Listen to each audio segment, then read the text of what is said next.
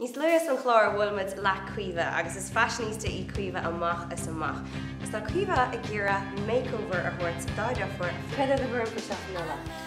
Well, an cuiseach nervhíiseach meallar ach siúlach bunú trílas. Agus cad iad an sais stíl a haín slaat. Na stílacha na dtíine smála nó stocha Pixie Lott agus Taylor Swift.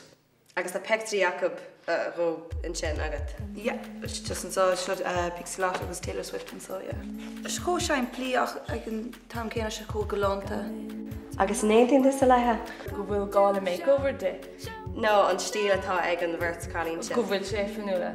Ní an taim le Fionnuala mar sin an fá churas isteachí don chlór seo, mar ceapam ar hebh stíl de go bhfuil gá le fiosú ar stíl ceapam. Cén bhealach?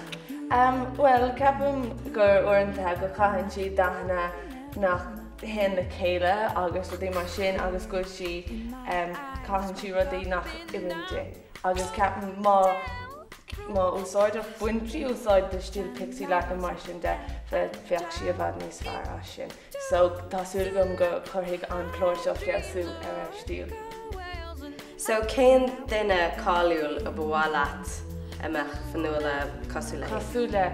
Well, is even lomsa stíl Cheryl Cole agus ceapam go le an dá atá grúig agus fuaile atá orthaí go meach sé an deas dá meach sí gléasta mar sin. So cad iad na sipaí is áir leat a caoimhe? Lumsa well is even na sipaí ar an High Street cos le Topshop agus River Island agus uaireanta Swamp an sipa sin. So is even éí fashionta agus is le go cín tú é sin ar mar inniu. Agus cén áit a gananta sa go déadach? Well, it's brawling the bargains, Molly. It's brawling Daldy pennies, agus Duns, agus Max Sparks. It's brawling like yeah, well, ní Max Sparks bargain an bhfuil. Good diners the Stucky, as Ruddy Marchin, 2 for 1. It's good, you know. Even more caoimhe néchar. Ach a gapan sibh go bhfuil airí aige a chatha le haid éadach deas á.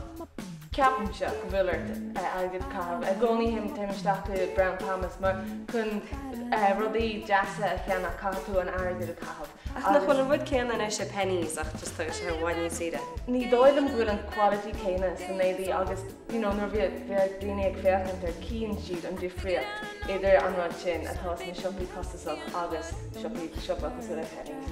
Well, tá tacaí so chalíní €100 agus tá cháhar chleig agaí so bunaid líomh bhí gan á cháhar a chleig. Well, that's